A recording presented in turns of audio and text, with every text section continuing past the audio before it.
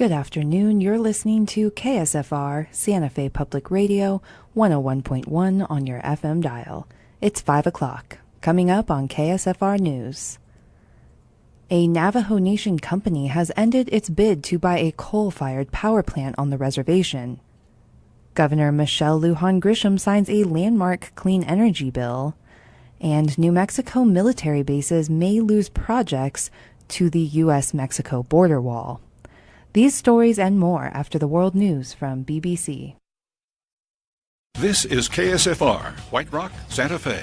This news is underwritten in part by Cafe Fina, serving modern comfort food and now open for dinner Thursday, Friday, and Saturday from 5:30. Located in the Old Fina station at 624 Old Las Vegas Highway near the El Dorado exit off I-25. Cafe Fina is open for brunch and pastries daily. Cafe Fina is very proud to support KSFR. BBC News with Sue Montgomery.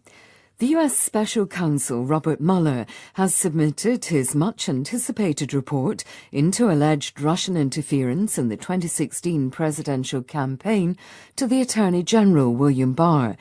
Mr. Mueller has been investigating whether there was any collusion between the Trump campaign and Russia and whether the president attempted to obstruct the investigation. Here's David Willis. The special counsel's report is confidential, and Mr. Barr said he will now be reviewing it and may be in a position to impart the principal conclusions to Congress as soon as this weekend. The report is said to be comprehensive, and there is bound to be a clamour for public release of its conclusions. In his letter, Mr. Barr said he intended to consult his colleagues, including the special counsel Robert Mueller, to determine precisely how much of the report can be released to Congress and the public. I remain committed to as much transparency as possible, writes Mr. Barr. Senior Democrats are demanding that the report's full contents are made public. In a statement, the House Speaker, Nancy Pelosi, and the Senate Minority Leader, Chuck Schumer, insisted that the White House should not receive what they called a sneak preview of the findings ahead of Congress. Justice Department officials told reporters that having already charged 34 people, Mr. Mueller was not recommending any further indictments. More details from Chris Buckler in Washington. We are hearing one piece of information this evening. There is a suggestion that the special counsel has recommended that there should be no further indictments, that there is no suggestion of further indictments coming from this report. So that is something that I suspect the White House will welcome, and perhaps some Republicans will breathe something of a sigh of relief. President Trump has tweeted he's reversing the additional sanctions in North Korea, which were imposed only a day ago. On Thursday, the Treasury Department imposed new sanctions on 2 Chinese shipping companies it says have been helping North Korea evade international sanctions. The White House said Mr. Trump didn't think the latest sanctions would be necessary. Cases of cholera have been recorded in the Mozambican port of Beira among people affected by Cyclone Idai, which struck southern Africa more than a week ago. Richard Galpin reports. The International Federation of Red Cross and Red Crescent Societies, or IFRC, says some cases of cholera are now being reported in the wake of the devastating cyclone. The head of the organisation, El Haj Assi, who's currently in Mozambique, said the extensive flooding caused by the cyclone had already created an overwhelming situation in the country. But waterborne diseases like cholera could now make it even worse. World News from the BBC. As coal is falling out of favor across the country, a Navajo Nation company has ended its bid to buy a coal-fired power plant on the reservation and the mine that feeds it. The decision Friday means the Navajo Generating Station and the Cayente Mine will close this year, ending decades of operation in northeastern Arizona. The bid by the Navajo Transitional Energy Company had been considered a long shot since tribal leaders had asked the company last year to consider the acquisition. The company's negotiations with the power plant owners recently came to a halt, who ultimately would have been responsible for the cleanup. Environmentalists have urged the Navajo Nation to ditch coal for renewable energy. The power plant initially was built to move Colorado River water to Arizona's major metropolitan areas. Making good on a campaign promise, New Mexico Governor Michelle Lujan Grisham has signed a landmark legislation that will mandate more solar panels and wind turbines as the state sets ambitious new renewable energy goals. The Democratic governor, environmentalists, and others gathered at the state capitol Friday for a signing ceremony. The measure requires that investor-owned utilities generate at least 50% of their electricity from renewable sources by 2030. That jumps to 80% by 2040. A 100% carbon-free mandate would kick in 5 years later. Electric co-ops that provide power to more rural areas will have until 2050 to meet that goal. Aside from renewable energy quotas, funds will be established to help ease the economic pains of closing the coal-fired San Juan generating station near Farmington. And the U.S. Department of Defense issued a list of military construction project funds that may be diverted under President Donald Trump's national emergency declaration for construction of a border wall. The Defense Department says if its budget requests for the 2020 fiscal year are enacted on time, no military construction project used to source border barrier projects will be delayed or canceled. And before I bring you the weather report today, just a reminder that our lines are currently open here at KSFR so that you can call in and help us bring you the news. Your support truly means everything. The number is 428-1393. Santa Fe can expect tonight mostly clear, the overnight low 31. Tomorrow mostly sunny. Saturday's high 54. For KSFR News.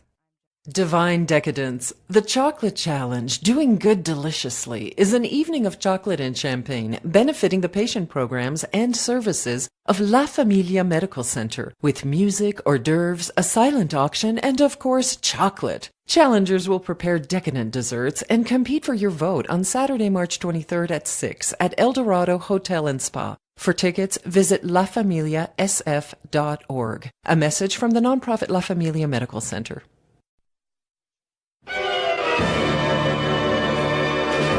Talk to me. This Daniel J song. Talk to me. Out of the things you say. Talk to me. Talk to me. In your own special way. That's right, New Mexico. Welcome around the country, around the world, if you're listening, and especially in New Mexico. And today, yes, we are still doing our fund drive, and we want to bring you into this conversation. So we are actually going to open up the phone lines. It's going to take a while, so you don't just have to call to donate, but we do appreciate the contributions because that's what we're here to do. It's a fund drive. So to contribute in terms of monetary donation, the number to call is 505-428-1393. And then I do believe the number to call is, Sean, you might have to help me out with this, 1382. Yeah. 1382. It's with commentary is 428-1382. 428-1382. So, I also, before we begin, I want to let everybody know that we have a little announcement that Daniel J. is back here just for a quick little moment. And tell us what you've got coming up, Daniel J. I'm doing this plug for a friend of mine. And he's doing a series of interviews on KSFR starting this Sunday at 4 p.m. And who is this person? This is Dan DeFrancisco. Wow. And he is he's doing the first of 3 interviews about Project Blue Book. And what is that? Well, there's a new TV show on History Channel called Project Blue Book. It's gotten rave reviews. It got picked up for a second season. So he thought it might be a good idea if we investigated what Project Blue Book is. And it was a program that the U.S. Air Force put together. Started in the late 40s, ran until 1969. It was about looking into and quieting the masses about UFO sightings. At that time, they called them flying saucers, not UFOs. But there was a big flap in the late 40s, early 50s. and culminating with the flyover of the White House by flying saucers that lots of people saw. And so they put together this Project Blue Book group that was supposed to track, investigate, and resolve the issues. And basically they were told their mandate was to make up a story, make up a scientific story that would quiet and calm the people. Mm-hmm. And so they recruited a fellow named J. Allen Hynek from the Ohio State University, as their kind of scientific, non-military look. See, people are calling already. 505-428-1393.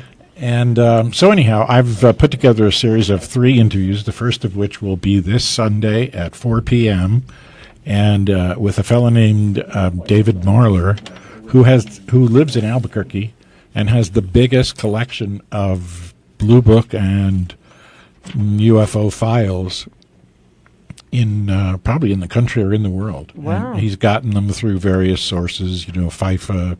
Is that what they call it, FIFA? No, FIFA. I don't know what they call it. Freedom of Information Act. FOIA. What is that? FOIA. FOIA. FIFA, FOIA. Yeah. And one of those letter things. Yeah. And they, he had a lot to say about the TV show, about Project Blue Book, about its origins and what happened to it and all that stuff. So all right. It's an interesting interview if you have time at 4:00 on Sunday. And then, of course, you should stick around till 6. Take a break, have something to eat, and then turn on the radio again at 6 because the beat goes on. And that's with who else? The beat goes on again. That's me. Daniel J. Daniel J. does that one. Yeah, we'll be fundraising during that one, too. Okay. So I'll have a conversation with Frank. Ah, very cool. Frank said the check is in the mail, but it takes a long time to come from wherever he is. Yeah, it can take Takes some a time. while. Yeah. All right, well, I'm sure people will be listening. Well, thank you for this opportunity to Yeah. talk about this here on your program. Thank you. Dialogue. Thank you for sharing it with me. Thank you. On your program. Now, for listeners out there, just in case you don't know, Daniel J. has been around a lot longer than I was with KSFR, and he was one of the originators, if not One originator. Of them? How many were there? Was it you and your the mouse in your pocket? It was me. I did this. It was you. It was you. Have a great time. Have a great show. And listen, Don't forget who came up with the title. Yeah. Listen, it's time for you to pledge 428-1393. That's right. Because MK puts a lot of effort into this show every week. Yeah. And a lot of thought. And it's really something that you should support. Oh, thank you. No, it's serious. 428-1393. I'm not kidding around. Well, 428-1393. Get the phones ringing. That's right. We want to hear those phones ringing. 505-428-1393. And thank you so much, Daniel J., for joining us. Thank you. And Dan. Thanks, Dan, to Dan DiFrancesco as well. I'll thank him when I see him. All right. Okay. So let's see if we can't get those phones ringing just a bit, since that's our primary purpose right now. It's 505-428-1393. I do want to say, if you make a $45 donation, you can get a KSFR tote bag. If you have a $40 donation, that's a KSFR ball cap, KSFR coffee mug for $40, and also the New Mexico Culture Pass. That's good for one admission to 15 different New Mexico museums and historic sites over a 12-month period. That's for a $75 donation. And, oh my goodness, the Samsung Gallery tablet. Now that you have to pledge online for. I might need a few. Nope. Okay. No. Sorry. I might need some more details on this one. Just pledge. Anywhere you want. Okay, and what happens? Can you help? Yeah, everybody who donates by Monday, the end of Monday, is entered into the drawing. Everyone who is a sustaining member is already entered into the drawing. So if you mailed in a pledge before we started, or if you've called over the last couple of days, you're in. But if you haven't, you can still call now. 428-1393. That's right. And I have to give a special shout out to Sean, because he's here with me today, and he knew I wanted to open up the phone lines to listen to you guys. It's not just about the money. I wanted your feedback. So he stayed, and he's been here a long time, and he's been putting in the long hours doing this pledge drive. This is really his I tell you, it's his moment in the sun. This guy's running the show around here. So special kudos to Sean. He's been working. That's a really sad thought that this is my moment in the sun. Well, you're pulling it off. That's all I can say. Quite well. So. And sacrificing a lot of basketball. And we also have Bud, who's been in here since the beginning of today. And since noon, it's becoming a long day. So he's still here waiting by the phones patiently, 505-428-1393. And joining me today is my special guest, Jenna Belle. And on this show, we're going by first names. So how about Jenna Belle and MK? We're bringing it to you live right here. I like it. Thank you, MK. I'm so excited to be here. Yeah, this is going to be a very interesting conversation, provocative, and I really hope we get listener feedback as well as the phones ringing to pledge, because this is about bringing quality conversation your way. Sometimes it's just about having good content and good talking, just good dialogue. That's the name of the show, dialogue. Right, and I want to remind everyone that does want to call in and talk with us. If you do call in 428-1328, turn off your radio when you do, so you don't get that feedback. That's right. That's right. That's right. Yeah. Yep. And what are we going to be talking about? All right. Well, I just want to say earlier in the week we had on a famous feminist author, well-known, a leading feminist author. Her name is Carol Gilligan, and she wrote a book, co-authored a book with Naomi Snyder called Why Does Patriarchy Persist?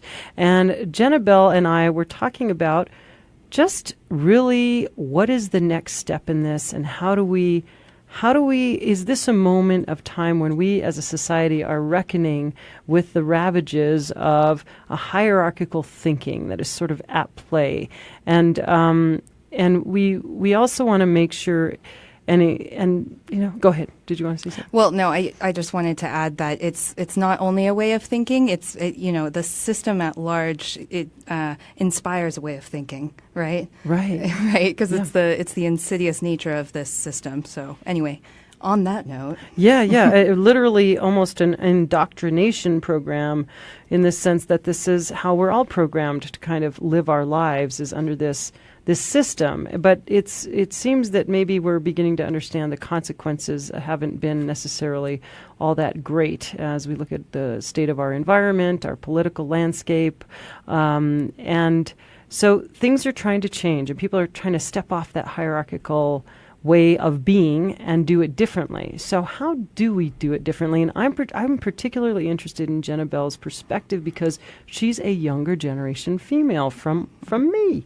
And so and she's got, and what I appreciate about your generation, Jenna Belle, is that you all are finding the language to sort of do it differently. And we were talking about the benefit of language in interaction, and what can come from educated language, which is hopefully the raising of consciousness about things.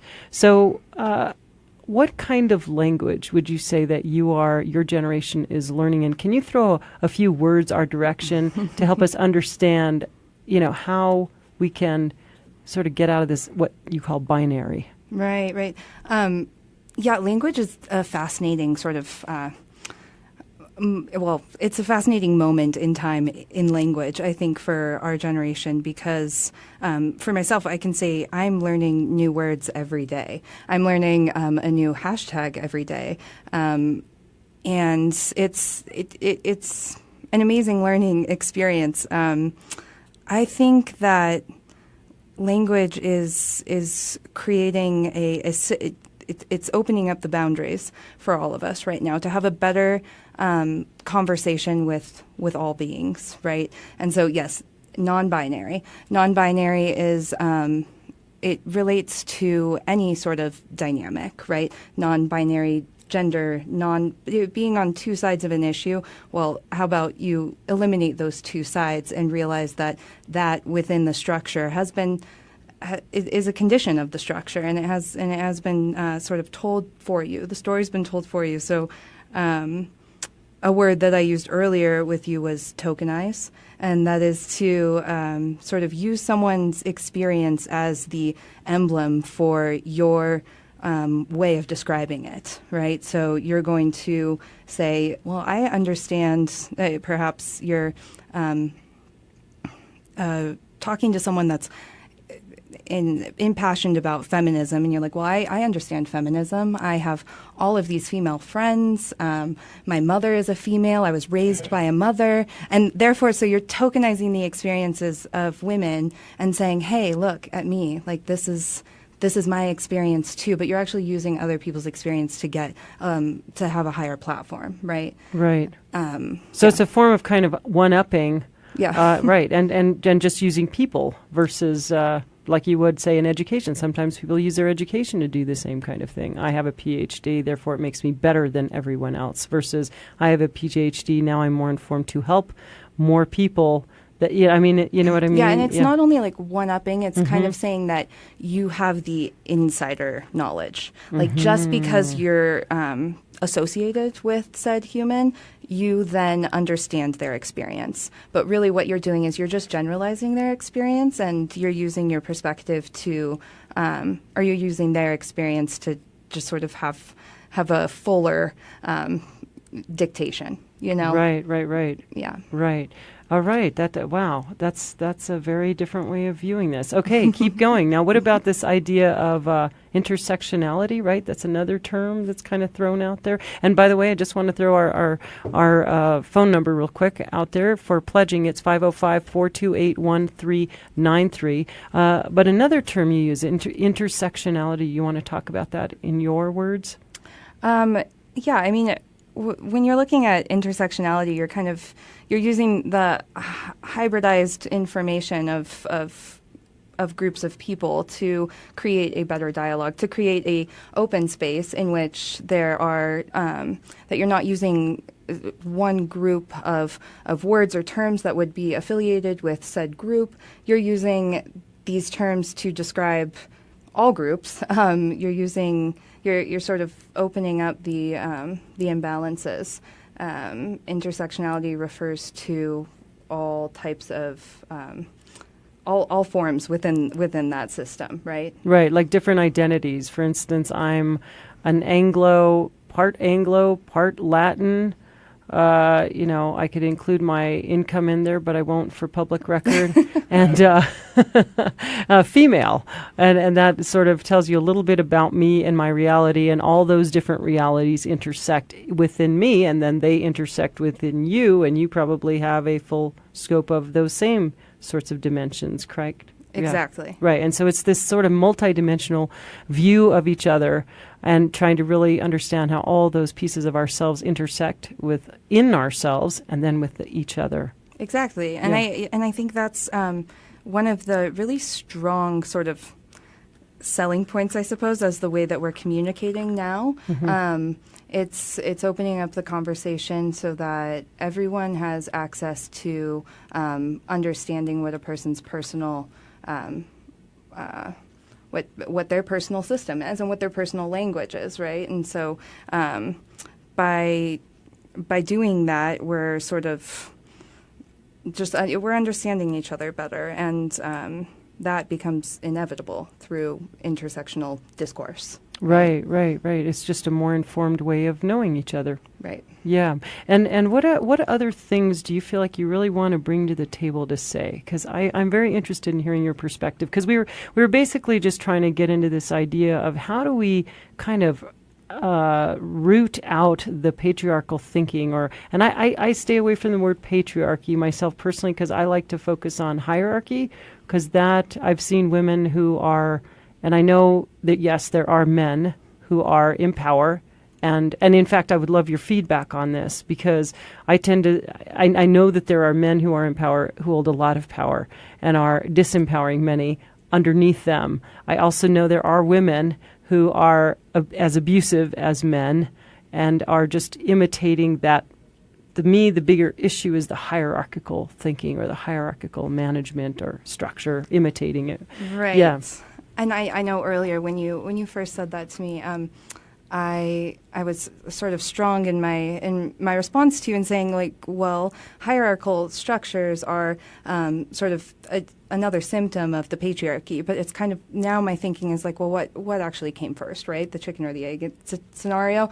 I think you could actually swap those two words and say the same. So saying hierarchy and like eliminating the patriarchy from, I think is fine. And it is about power structures at the end of the day. Right. It's about the way that those injure everybody, not just the few that benefit, because in there, you know, the few that benefit right now, say in our country, we're pretty aware of this information, that there are a few people that have more wealth and have more things than the masses, right? Yep.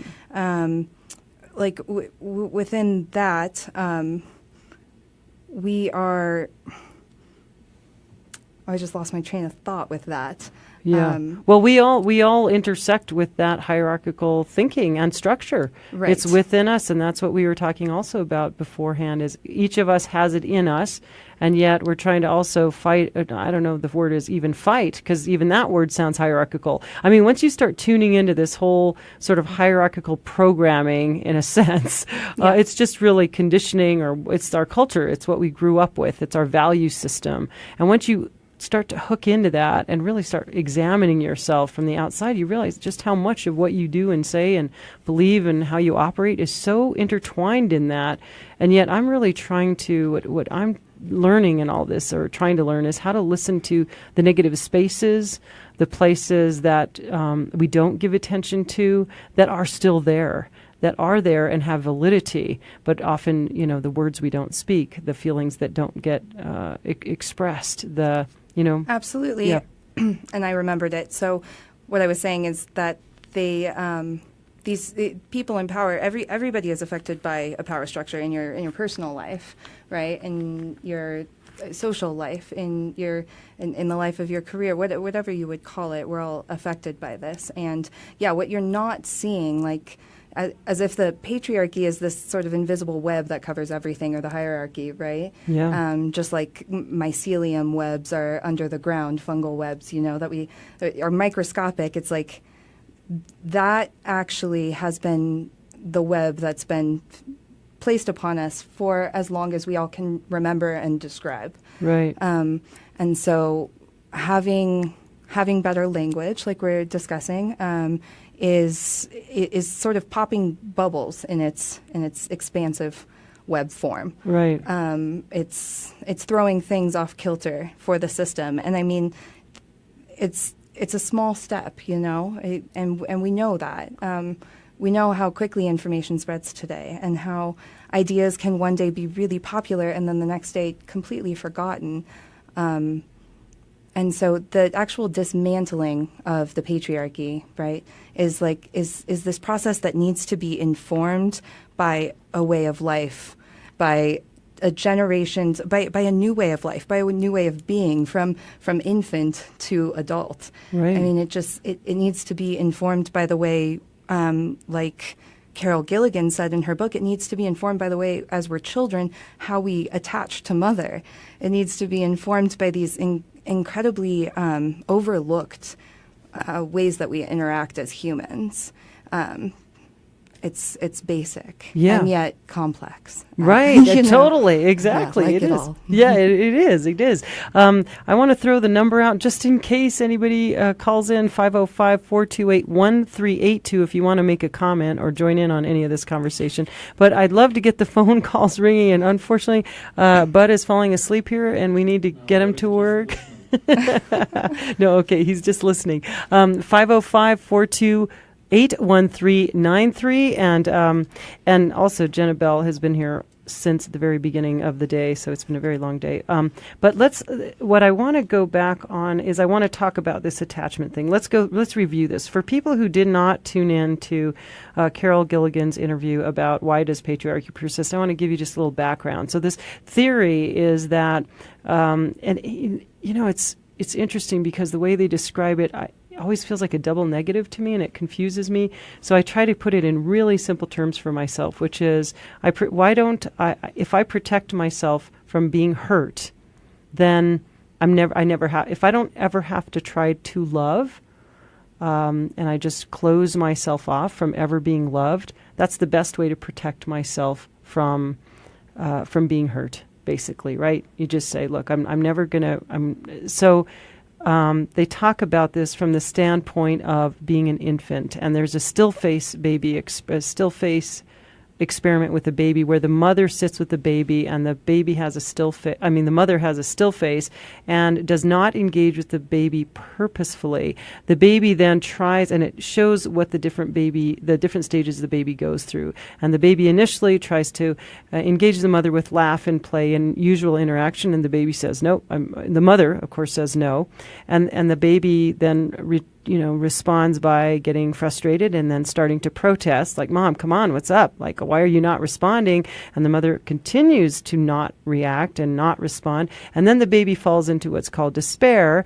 And then if the mother still doesn't react or respond in any way, the baby then falls into detachment. And ironically, they said that the baby will actually go so far as to attach to then objects. And so that's sort of this perfect metaphor for our culture, our consumeristic, all about me, detached. We don't get hurt. We don't show emotions. We don't put ourselves out there. We protect and we attach to things. And that's how we get that feed of human, or what we think is a human connection, but it's really rejected human connection.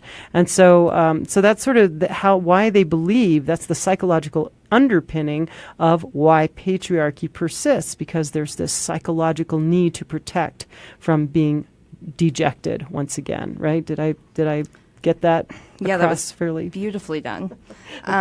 Yeah, and I this idea of individualism, so it creates a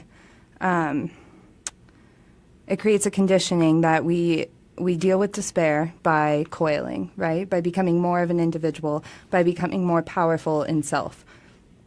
And that actually is something that people still in this moment, like this movement of self-love, this movement of empowerment, namely with a lot of women. I mean, that's a positive thing, right? Right. But within this system, it also can be an incredibly sort of there's an undertow that will isolate you from the rest of the collective by being more empowered, right? Or being too empowered, especially as women, being more of an individual, right? Saying, for instance, I don't need a relationship.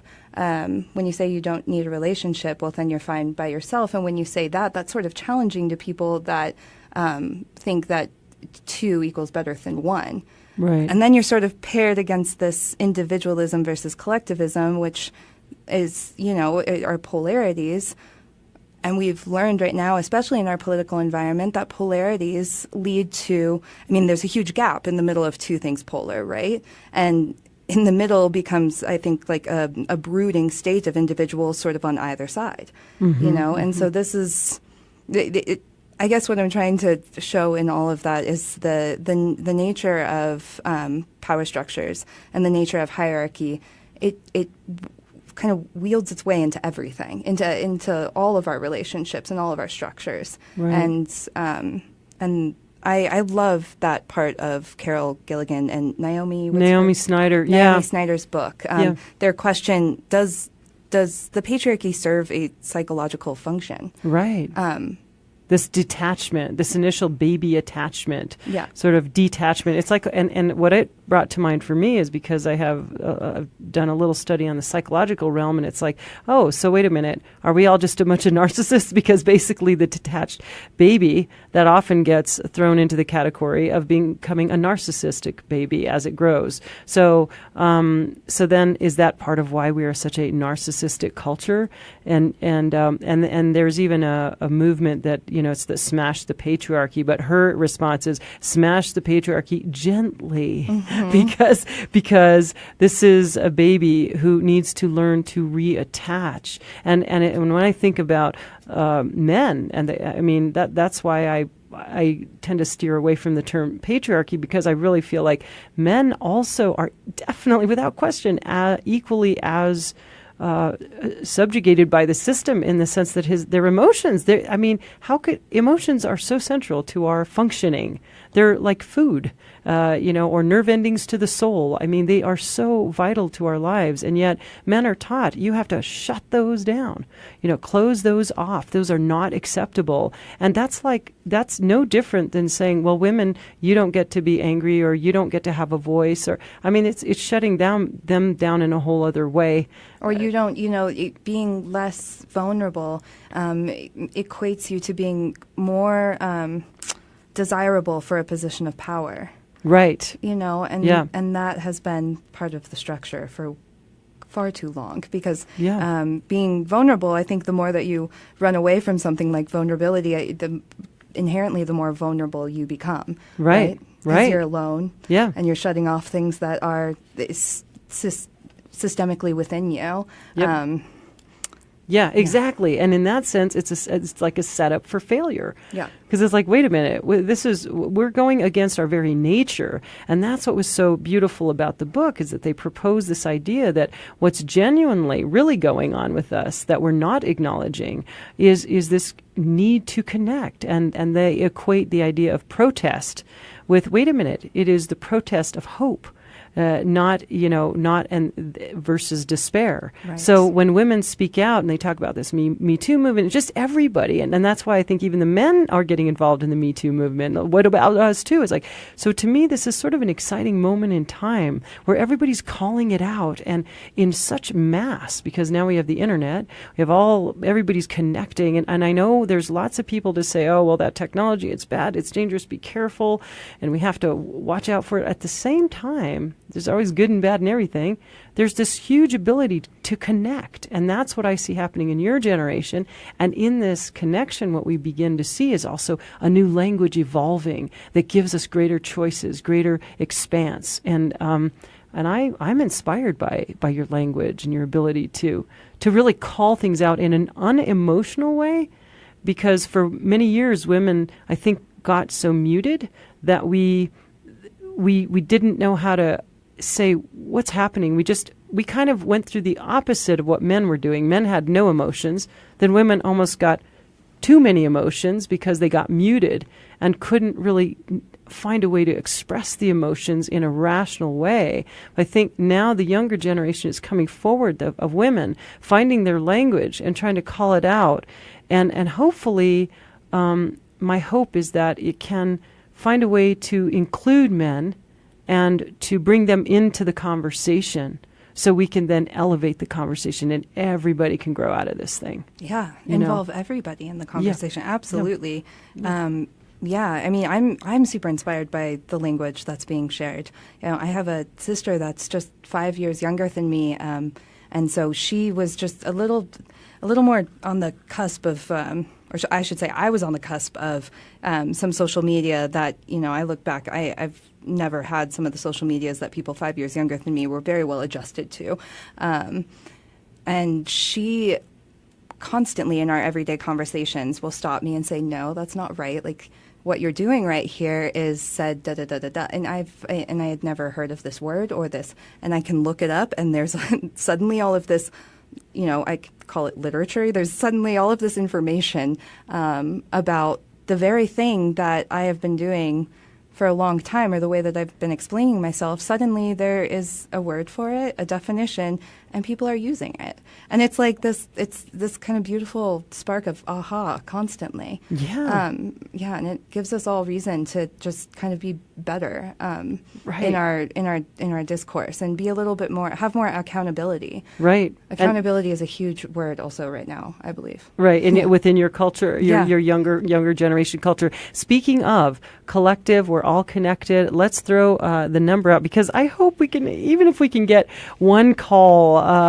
folks, it would be really wonderful if you want to join either in on the conversation, but we'd love to have your contributions, because this is about coming together as a community, coming together to find our voice collectively, and using media as a means of doing that, informing us, raising our consciousness. The number to call, 505-428-1393, and that's to donate, 505-428-1393. And I know I've been away a while, guys, but we used to get these phones ringing.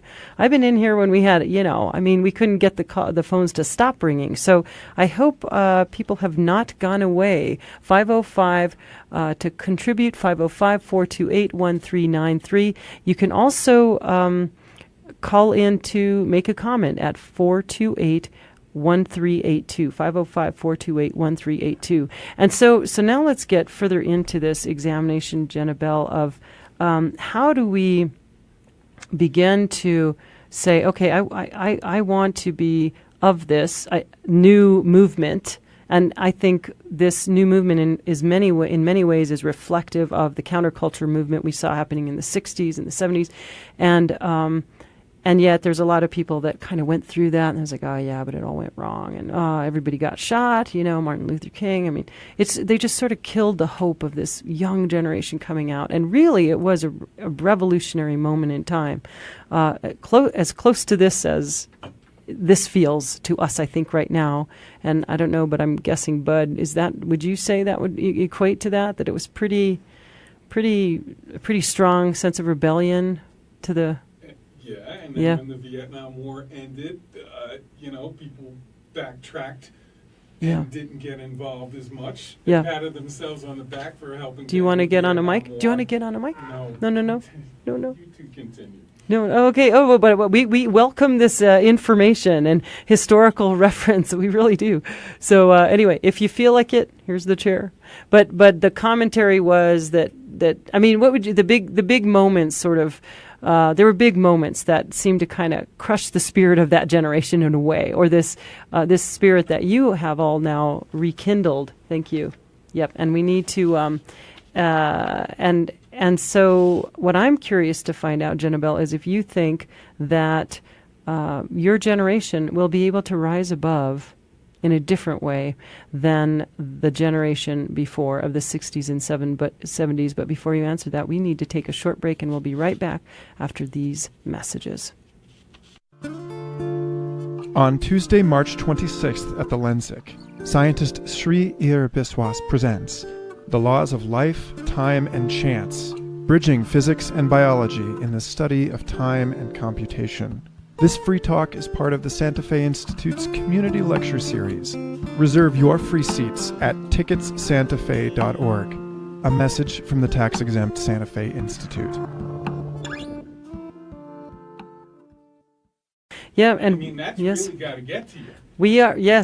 You are listening to Dialogue, and KSFR is in the middle of its fund drive. I want to say you can, if you make $100 donation, you can receive a pair of tickets to the Elias String Quartet that's Elias. I'm sorry, I keep saying Elias because it's my Spanish background. Elias String Quartet at St. Francis Auditorium, March 31st. And I would say just the tickets alone could be well worth a big portion of that. So please feel free to join in on that. 505-428-1393. And I do want to kind of as we're talking about this, I want to involve the listeners in this. And this is why and here Sean is, and I would be so sad if we didn't hear the phones ring even just once, because what this message is about is really about finding our interconnectedness among each other. That's what we're talking about right there, because that's what. Do we have a caller online? I don't. Do we? No, we don't have a caller. Okay, we almost did have a caller, maybe. Anyway, if you did call and you got disconnected by chance, please call back, because we want to get you involved in this conversation, because, as I say, this is about, really beginning to change how we exist in the world together. And and to me, public radio is an example of that, in that we're owning our own airwaves. We have this huge corporate ownership of all of our media, which happened in my generation. It's like, whoa, what happened to the media? What happened to journalism? How do we know then now we have this false news, and there's all sorts of information out there. But you can still find rich, interesting, provocative dialogue. And that's what you find right here at KSFR. And I would like to keep that going for this community. I hope they would like it. And so I'm hoping that we can hear from anybody out there, 505-428-1393. Is there anybody out there? And, MK, I think it's worth saying that this topic, the patriarchy, is it's still, for some reason, and I've had this experience personally, it feels like there's hints of taboo in it. It's just to discuss it, people get awkward. There's hints of cliche where people are like, oh, okay, well, eye roll, Right. Yeah, the patriarchy, duh. But it's that's what we're trying to breach here. It's like it's so important just to have the conversations, because that's a part of the solution creating. And the fact that KSFR has radio shows where we talk about these things is so important. It's vital. It really is. Yeah, it's vital to keep the story going. Yeah, and 505-428-1393 is the number you can call. I will be so crushed if we don't even get one call. I just confess it right here on air. I'll be crushed. I'm like, wait a minute, come on. I know people are out there. I know they listen. 505-428-1. Of course, it is Friday, and it's spring break and all that stuff too. So that can be happening too. True. But if you want to get involved in the conversation, say you don't have any money, listen, I value what you have to say. It's worth something. So 505-428-1382 if you want to call and just get in on the conversation, please do. Please do. I miss hearing from you guys. And we're going to see if we can't try to get this going a bit again, get the calling in happening if Jenna and I can learn the boards together, and we may try to bring this back to some degree. So hopefully we'll be visiting you guys more. Yes, I love that idea. Yeah, me too. And I'm curious, did you have anything else that you wanted to say? Because I see you have notes there, and I thought, I want to hear what you've got to say.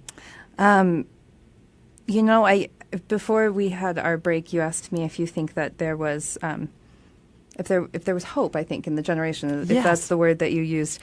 And the short answer is yes. There is so much hope in the nature of the generation that I'm in right now. My generation. People are talking about so many different things. There is such dynamism in the conversation, and we're seeing that sometimes, that can lead to many legs moving in many directions, right? So at a certain point, we do need to sort of come together and revisit things that really need attention at imperative moments, right? I think that's also happening. People are shifting their focus on a daily basis, and it might be through the thread that they're scrolling through. They're shifting their focus to things that do matter. They're following on Instagram their political leaders, social leaders that they admire. That's different, and I think. And the access to the political process you have now that we did not. Yeah. I mean, as you said, you're tuned into your senators and your congresspeople like that. Yeah, I follow all of my favorites on Instagram, and it keeps me so well informed, and it also makes it really easy for me to take action via my phone, signing petitions and reading articles. I mean, there's just like a breadth of knowledge out there that it's exciting. Yeah. Sometimes overwhelming, certainly. Yeah. And I think that is something that my generation's going to have to create a really well-devised coping mechanism for, is filtering all of the information that they're getting into action-based relative movement and into community-based movement. The thing that we don't want these phones to do, or the interactions to do, is isolate us further, right? Like that's a huge part of the conversation. And so I think there's going to be, I don't want to completely say it's a slippery slope, but it's definitely something that we need to be really vigilant about. Now, at the same time, I have wondered myself. I asked myself this question, but I want to keep giving out this number, 505-428-1393, 505-428-1393. The phones are not ringing. What is up with that? Maybe we need to go silent for a moment. No. Okay. So, Oh, gosh. Well, is there anybody out there? That's all I can say. 505-428-1393. TGIF, I understand, but come on, let's talk. Yes, let's talk. We want to hear what you have to say. We're here. We've had long days, and we're here because we want to talk to you. So please give us a call. But okay, here's something. Now, because there's this little guy that sits on my shoulder now. Not really, but maybe so. Maybe so. Little patriarchy or hierarchy guy going, wait a minute. A little Napoleon. Yeah, a little Napoleon.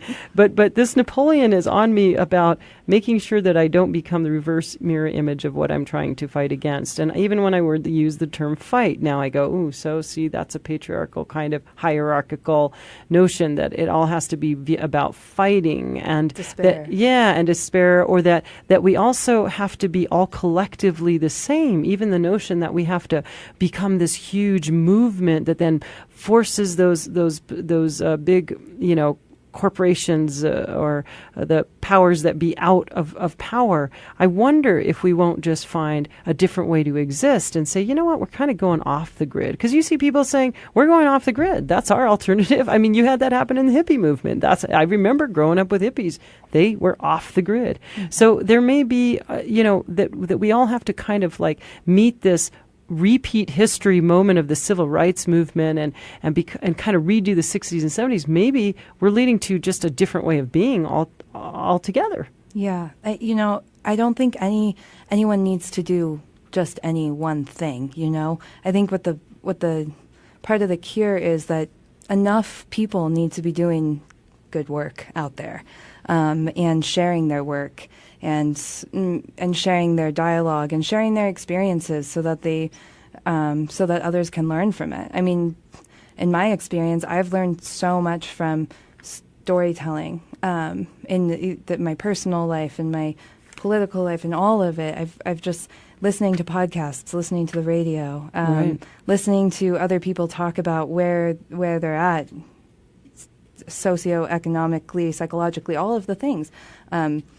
That's a part of the recourse, is to everybody have an influence. Yeah. Absolutely. And back to here's another question about this idea of tribalism. Everybody's now we're all factioning off into all these different tribes, but maybe that's not a bad thing. Do we have to think that's a bad thing? Maybe, the right-wing guys will end up over here and the really left guys will end up over there. And I keep saying, why don't we get a divorce? I've been waiting for us to get a divorce for years. I'm like, yeah, let's secede, Texas, California, and let the chips fall where they may. But there's this but we all have to be the same, or we have to live under the same rules of this federal government that kind of rules our lives. And it's like, but why couldn't, look at Europe.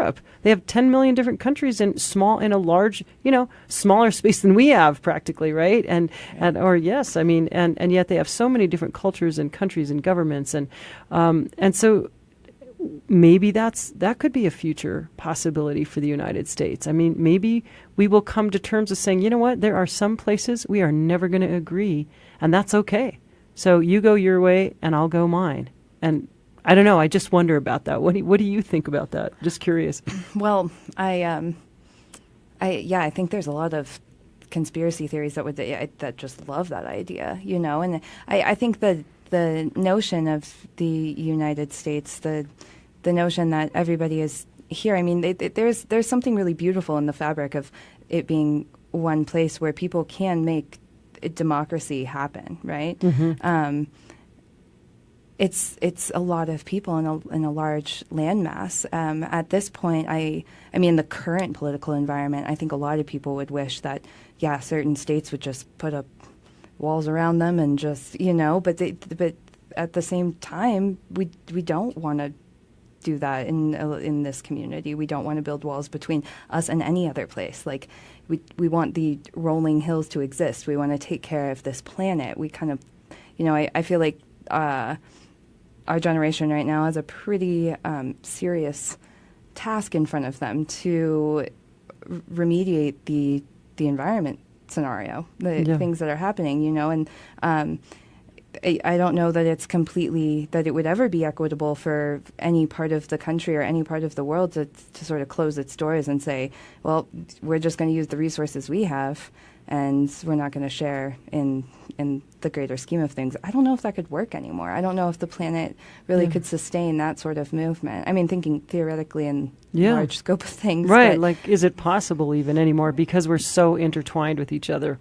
Yeah, and the planet needs to group together all of its resources in a very real way just to keep churning out life. Yeah. Right? Yeah, and then that brings us back to calling a number 505-428-1393. I hope you all will call somebody at least. Wow. I don't know. Should I start crying yet? It's like my ego can handle rejection. I've been through a lot of rejection, plenty in my life, but I'm like going, what's going on? How come the phones aren't ringing like even once? 505-428-1393, folks, or at least call in with a comment. 505-428-1382. Sean is here. He's had a long day. He stayed just to help me out with these calls. All right. Well, so here's another question. That's what we like to hear, and that's that's what we like to hear. Let's see here, where we were talking about the idea of the environment being something that we all have to contend with. So, just like how then do we raise the consciousness of people who aren't on board with that yet? Well, I think, I mean, I don't know if you can necessarily raise a person's consciousness if they're not seeing what you're seeing, right? Mm-hmm. People have to make a choice to live their lives in any rich way, and choosing to value the environment and its life-giving form is, it's a severe sort of shift in one's mentality. If you're not feeling that way, I think it would take pretty dire matters. And I mean, there are dire situations right now on the planet. They're not in everybody's backyard yet, but certainly they will be. I think the consciousness needs to be raised. Every person needs to do that work themselves and kind of open their eyes. I think that there's the generation right now that is talking about it constantly. I mean, that girl in Sweden, she's protesting by not going to school every Friday now, and she is standing in front of the Parliament building and saying, why should I go to school 5 days a week if the planet is only going to be able to function for another 12 years. So, and she's 12 years old, right? When I was 12, was I thinking about these things? Not whatsoever. Well, because it wasn't instruction to look at the planet in such a way that it was this like living organism that we were stewards of. Stewardship is a huge part of the conversation that's lacking. Yeah. This also brings to mind the idea of the importance of speaking truth and our truths in, as we were saying, not just the larger scope, but even in our personal lives and our personal interactions, and really beginning to call out that hierarchical interaction between people. Like, wait a minute, no, actually, I didn't feel quite acknowledged when you said blah, blah, blah. Well, maybe we need to really call each other out and say, actually, I would appreciate if, I'm not sure, did you really hear what I said? And is there a way we can open up the dialogue here? And the value of dialogue in raising consciousness for people. And also calling out, like we were talking about as women, say women even in a workplace, women often become competitive with each other. And that's once again, I mean, sometimes I've encountered women who are far worse to work with than men ever were. Right. So it's learning to really have that little guy that sits on our shoulder and evaluates our every move. Yeah. And begins to say, really, we've got 2 minutes left. Let's see here. 505-428-1393. Is there anyone interested in trying to give us a call? Because we would greatly appreciate it if you were. We would love it. Yeah, 505-428-1382. We're not going to give up on this, though. We'll be back, because I've heard those phones ringing off the hook before. So it could be just that we've been away for a while. I'm not sure. 505-428-1382. We've got about a minute and a half left. Any final words, Jenna Belle? Well, I think, a part of this... The nature of the solution here is pretty radical love, and being a response. It's not just, I say radical because it's serious. It really is. It's a serious injection into your everyday mechanism, into the way that you can shift your perspective. And if you look at every second of your life as like a possible relationship with a thing, whether it be invisible, whether it be a person, whether it be a plant, or your own work, inject more love into all of that constantly. Yeah. And the more people do that, I think everyone can kind of wrap their brains around that, right? Yep, absolutely. And that was the solution to Carol Gillian that they were proposing as well. All we need is love, folks. And on that note, we are going to say goodbye. But you know what? We love you even if you didn't call, because we'll be back. We do. We're going to be here tomorrow morning. No, we're not. It's Saturday. It's Saturday, but we'll be here Monday and morning. And